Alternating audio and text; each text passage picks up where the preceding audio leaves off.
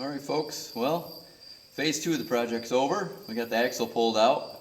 As you can see here, this is the bracket the axle sits in. Basically, it's just a tube that slides in here. Part of changing out to the other four-wheel drive axle is the fact that the new tires are going to be a little bit bigger diameter. So to compensate for that, this bracket here is bolted in position. It's got 4 positions in all. You can have it oriented this way. A second position is to turn it over so that the tube's on the bottom. And then there's also 2 different bolt patterns in here. So you can have it up with it shifted in one direction with the bolts, or you can have the tube on the bottom and then also shift it with the bolts. So 4 different positions. We're going to put this tube in its highest position, so it's the most, ready or most accommodating to the larger tires out on the end of the axle. So we got to do that first. That's the next phase, and then we can start to look to grab the new axle and shove it in there. Alright folks, got the brackets out of the back of the combine. They were right in there. Heads on those bolts are 1 1/8" for anybody doing this. You don't have to do any deciphering as to their size, now you know. But this is what I was getting at. If you look at this fella, right, you can have the bracket oriented like this in the combine. Or if you had smaller tires, wanted to raise the back of your combine, you turn the bracket over like this. As well, in each position, you only use 2 of the holes. So either use this one, or you can slide it up, in this case, and use this one and this one. In our case, we want the axle as high on that machine as possible, so it'll lower the rear end of the combine as much as possible, because we're going from an 18.4 tire that's on a 16.1 to a 14.9 tire on a, I believe it's a 26-inch rim. So gaining almost 10 inches in diameter on a rim alone in order to get around the hydraulic hubs.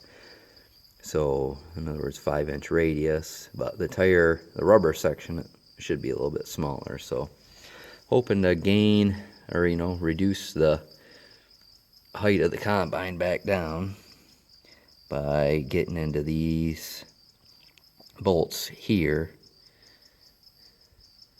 these bolts here where it wasn't these bolts here. And so we'll put this back together and show you what it looks like. So here is just a quick look of what this is going to look like when you have the tubes in the highest position.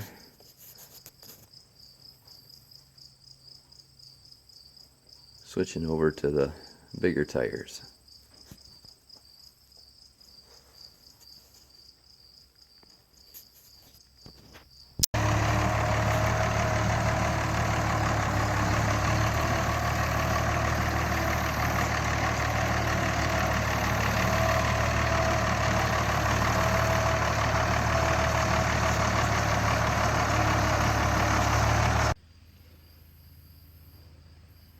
Alright folks, well, there it is.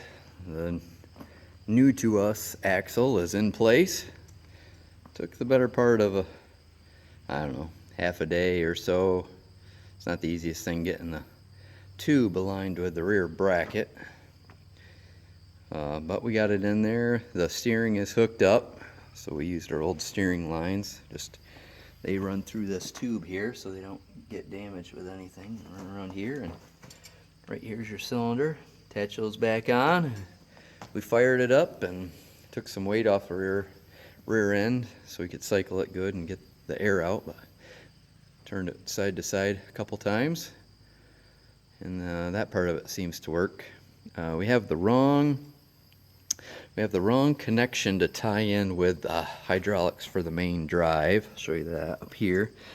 Something you'll want to check into if ever you're doing this on your own. But this unit here, the hydraulic motor that goes into the transmission, this end here, you see that end cap has these, well, it's hard to hold the light and point at the same time, but you can see those bolts on the end. There's 4 bolts there, and the unit we bought come with 6 bolts on the end. So Hopefully we can find somebody with a used one of those and change that out. That'll be it. Anyway, that's how far we've come today, and we'll talk more later. Alright folks, it's been a couple days. Just continuing on with our update here. We got the hydraulics plumbed and the electrical run. Everything's just hooked up.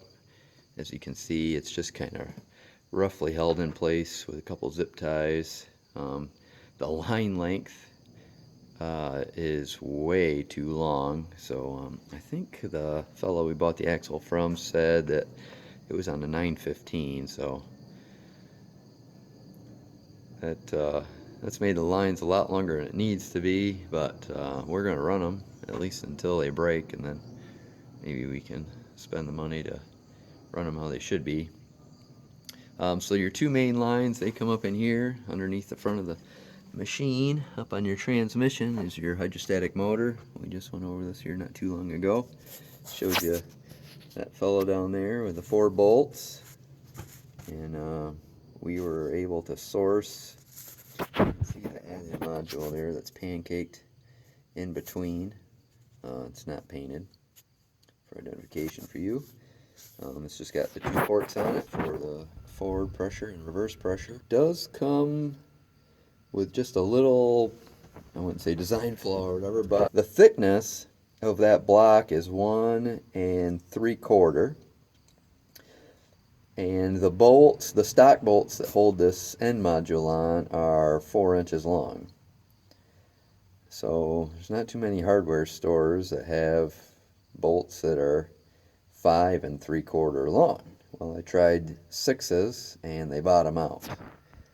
So just so you know, for those of you that's going to tackle this job, if you have this particular module, not the 6-bolt module, I don't know, I use 6 bolts, or 6-inch long bolts, and threw some washers on there to keep it from bottoming out.